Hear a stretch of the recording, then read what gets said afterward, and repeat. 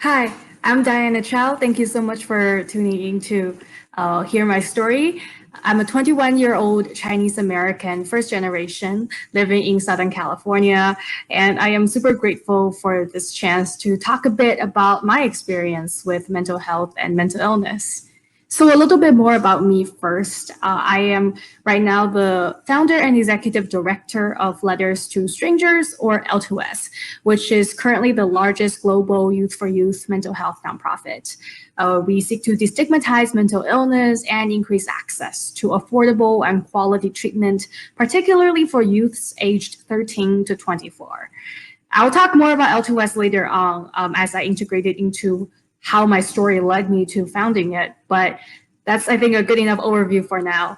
And I'd like to say in my spare time, I am a rising senior at Princeton University trying to wake up for school on time as a geosciences major with a history and diplomacy minor.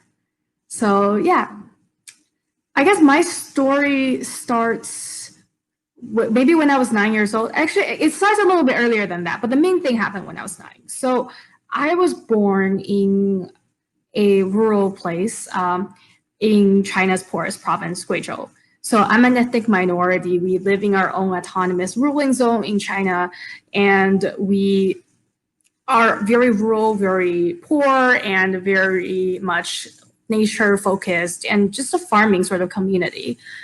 And for the most part, I really appreciated the background that I have. And I'll draw strength from it later on in my story.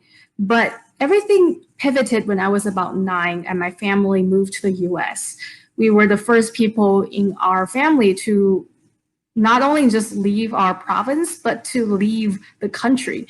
And so this was a big deal, and we really wanted to pursue that American dream. The problem was that in order to make a new life here, we ended up selling everything we owned back home. And the year was 2007 when we moved. So then the recession hit and we lost everything.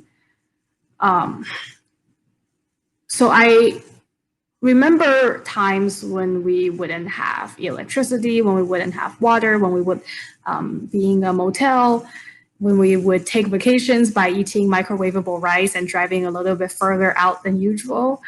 But the thing is, I never really felt bad about it. What was much more concerning and stressful for me was the effects that this huge socioeconomic pivot had on my family emotionally. I didn't care so much about the physical stuff and the material things because I didn't really have a value for it at that time. I didn't know how to evaluate that sort of things impact on my self-worth. But that's something that my family took very seriously. And so as things got worse and worse, a lot of years and generations of repressed trauma and anger and just emotional instability really exploded. And I became the sort of brunt of the receiving end. And I grew up increasingly hating myself and blaming myself for every single thing that could possibly go wrong. When I was in 6th grade, I started learning how to do coding and things like that online to try to make some spare money. My parents didn't speak English, and to this day, my dad still does not. So I ended up translating everything when I was a very young age. But I think that's a story that a lot of immigrants can relate to. So when I was in middle school, it got to the point where I was actually working 3 jobs at the same time as I was trying to grow up, which felt kind of cool at first. Like it felt like I was like being an adult and I have this responsibility and I could be trusted with things and I'm contributing something to our livelihood. But there's a social and emotional cost to that I don't think I fully understood at that point. I would spend my weekends being those people at Costco who are like giving out samples of products. Like that was what I did. And I would stand there for like 10 hours a day just to do that. And what this meant was that sometimes I couldn't hang out with my friends, or sometimes when I'm doing extracurricular things like the debate team, I would be translating things for our small family business at the same time as I was waiting for a decision from the judge about my round. And it just became this like blurring together of the stresses of my internal life with everything else that I wanted to achieve in the outside world.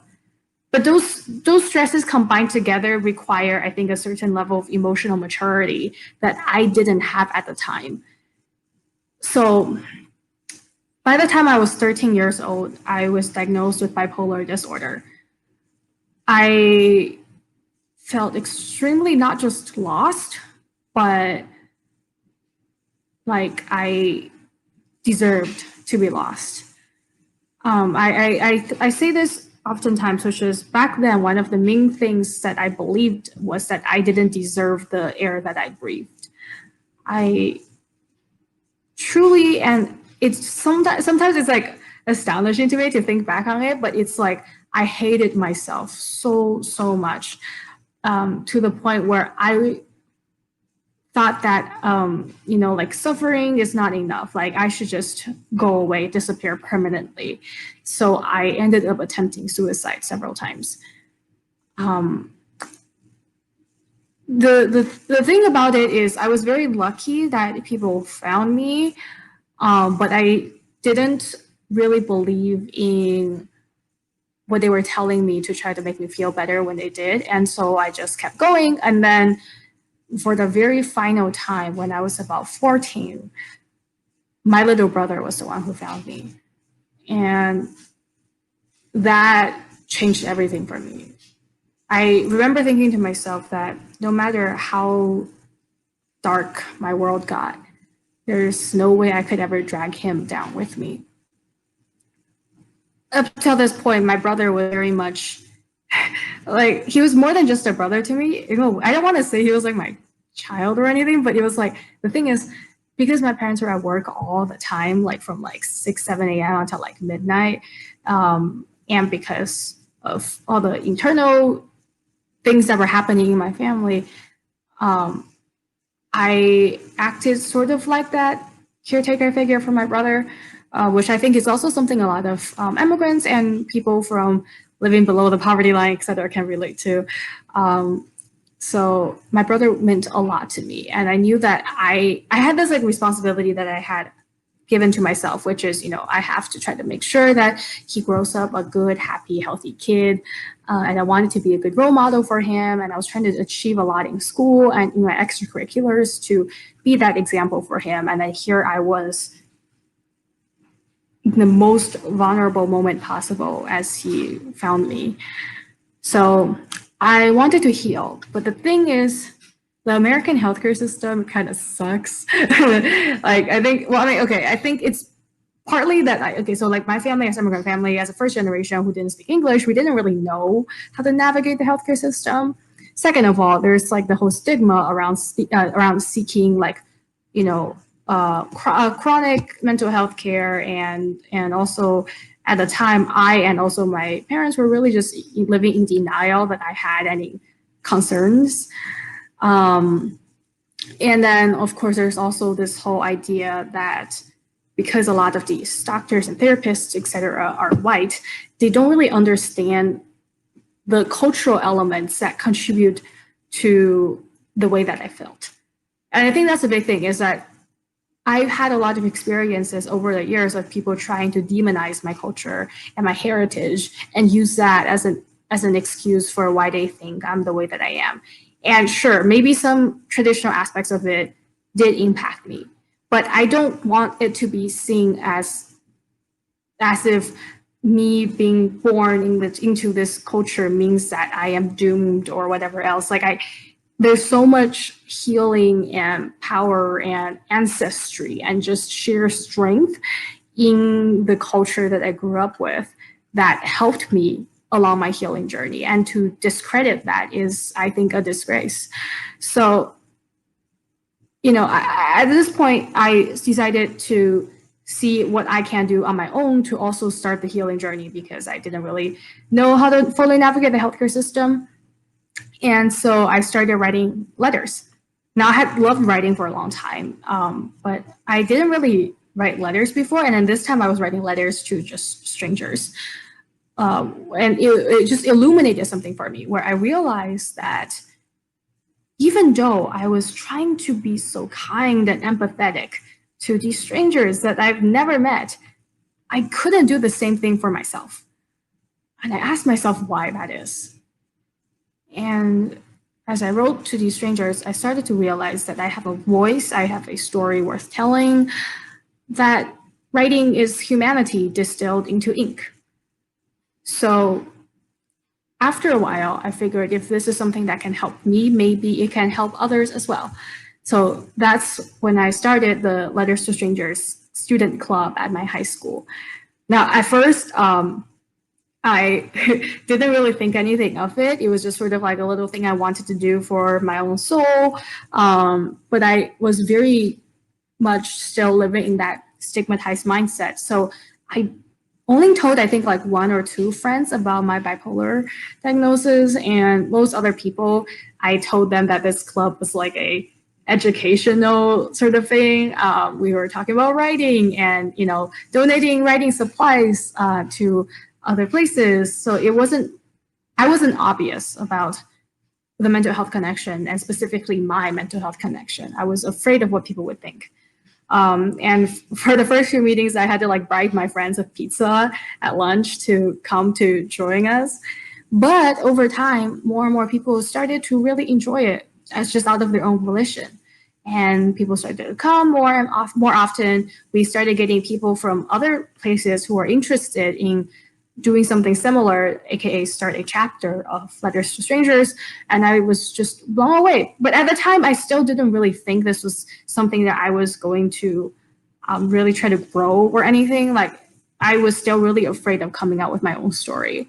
So it wasn't until after I graduated high school when I felt like I could fully embrace that part of me, since I could establish a new identity for myself in college. So I finally came out with like my full mental health story, and I made that whole mission pivot of L2S to explicitly focus on mental health. And then with that came like this really awesome growth that I never imagined could happen, where more and more people started to join L2S and just their chapters, and our programming expanded until now we have over 35,000 people in our network on over 20 countries in 6 continents around the world. And I've been very lucky to have been recognized for this work by some really cool people. So this year I was a Princess Diana Award winner. Last year I was Oprah Magazine's Health Hero. And I was the only American winner of the Global Changemakers cohort in 2019, etc. But, like with all these accolades, they're nice, but they are far from the reason why I stay grounded in this work. I mean, I think if I was pursuing accolades, I've been in this space long enough now that I can see how you can utilize your story to get more media attention. And I think there's value to that, to sort of normalize things by spreading your story to a larger platform. But at the same time, for me, I think it's maybe it's the Buddhist in me, but I think I am thinking more about this as my attempt at living this second chance at life, right? So, having media attention, et cetera, is nice, having these awards is nice, but what it really shows me is the power of this incredible, incredible group of people who have so generously and kindly and empathetically shared their stories, their time and efforts, and really their passion with me to be willing to join the L2S family and to spread what we do to their communities, so that people who might be feeling the same way I felt years ago don't have to feel alone anymore. That's something that I am just like so in awe of, the sheer incredible people who have dedicated their time to this cause, and me being able to be a witness, be a partner, be an amplifier in that is a really gratifying and humbling thing. Yeah, I suppose one other thing I want to talk about is a burden that I had, not a burden, an obstacle that occurred on my journey to healing. So one thing that I didn't know for a very long time was the existence of psychosomatic symptoms, which is basically physical manifestations of psychological distress. This is something that's been shown to be particularly prevalent among minorities, especially Asian Americans in many ways, because our cultures tend to emphasize that mind-body connection. And so when there's that stigma against mental illness, sometimes it's easier for us to seek help for physical symptoms instead. And so our body tends to, I mean, at the end of the day, right, like your brain is a part of your body. So whatever happens in your brain, if there's neurological, chemical, et cetera, like changes, if it goes untreated, it's going to affect other parts of you as well. And so that is something that I experienced firsthand when I was basically the summer after my freshman year in high school. I was taking a chemistry class, and I started to feel like this just throbbing pain in my head. And it felt literally like, and I'm not exaggerating here, it was so painful. It felt like elephants just stomping nails into my head. I couldn't think about anything, and it was just this paralyzing sort of pain. And then over the course of a few days, I started to see my vision become more and more crowded with white spots until it got to a point where I couldn't see anything because my entire vision was just like a white haze. And so my mom rushed me to see, first of all, my optometrist, who measured my eye pressure and noted that it was around like 60, so the normal eye pressure range is like maybe 15, 20 at the highest ish. So my eye pressure was through the roof. And so we rushed to see one of the few pediatric ophthalmologists in my area. And that's when they found out that I had uveitis, which is an eye disease. It's sort of inflammation of the eye. And the problem with the inflammation is that it can also cause a huge rise in eye pressure. So this inflammation on one hand is like, making everything very painful, and then also spreading to other parts of my body. And then at the same time, the eye pressure was making my eyes swell up, and I just couldn't see. I literally lost my vision. So I started to have these episodes of uveitis where, it will last for weeks or maybe even months at a time, and my vision will sporadically go in and out. And every time it happened, we would have to rush to see a doctor or to the ER and have to use a bunch of eye drops to try to control things a little bit. And what was most frustrating for my family and I on this journey was that regardless of how many specialists we went to, how many tests that I took, like I literally went to every pediatric ophthalmology specialist in our area. I even went to see rheumatologists 2 hours away.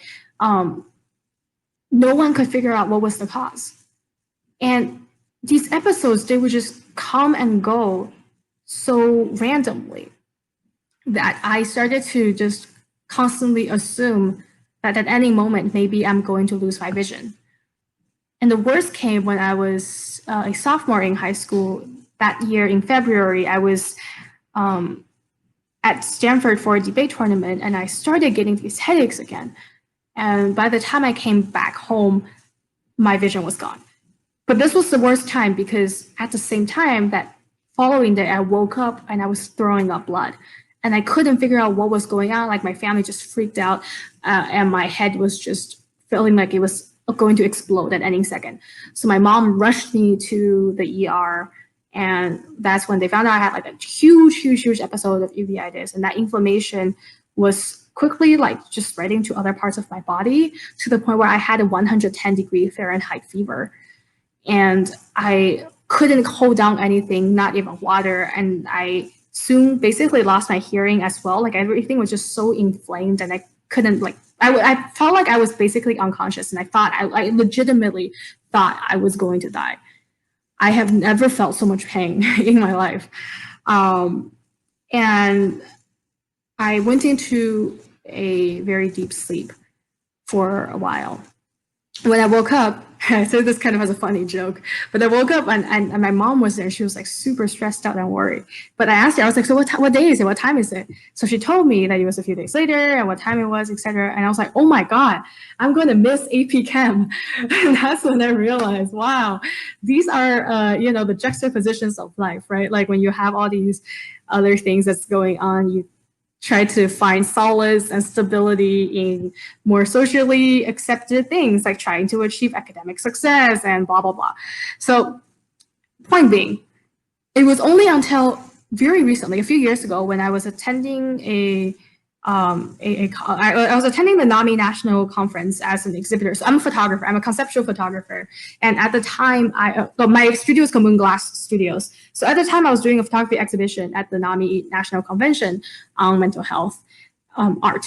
And I met this ophthalmologist who was also attending there because she wanted to get into mental health advocacy. And I was telling her about my story, and she said, there's been studies that show that there is potentially a link between uveitis and psychiatric distress. And I was like, what? And like at this time, like I had started to hear about like the idea of somatization. I knew that people with PTSD might experience things like chronic back pain or neck pain that's unexplainable, and that some Cambodian refugees even experience psychosomatic blindness because what they witnessed during the Cambodian genocide was just so terrifying. And the thing is, I had thought that maybe that could have been a contributing reason for why I was having uveitis, but I didn't really think that it could be the case. After all, since I felt like my pain wasn't like, that of like a child soldier in Cambodia. But I was talking to this ophthalmologist, and I realized, well, maybe that is actually possible. And so I was reading some studies, etc. And I started to think about like when in my life I had these episodes. And I realized that they were always following these stress inflection points. And actually for the past 2 or so years, for the first time since I started having this disease, I've been episode free. And these past 2 years have also been, I think, my most healing years mentally and emotionally. And so I can't deny the very obvious connection there, especially because every single possible test we could have done to figure out like a biological reason for my uveitis came back as fine. So I just wanted to add that part in there because I think this is something that a lot of us, especially Asian Americans, don't realize is a thing. And maybe we are experiencing these physical ailments that are related to mental stress that we aren't recognizing for what it is, psychosomatic symptoms. So anyway, I'm at a point now where I think I'm very lucky to be able to share my story like this. And it took a lot of time to get here, a lot of writing letters and talking to other people. And I guess before I wrap this up, one thing that I would really love to just share with you all is that as a sort of culmination of my years working in this space and growing L2S, I've had the privilege and honor of interviewing hundreds and hundreds of people from around the world about their mental health journeys, especially in the context of youth and mental health. And so hearing what they said at L2S, we published the world's first Youth for Youth mental health guidebook last November.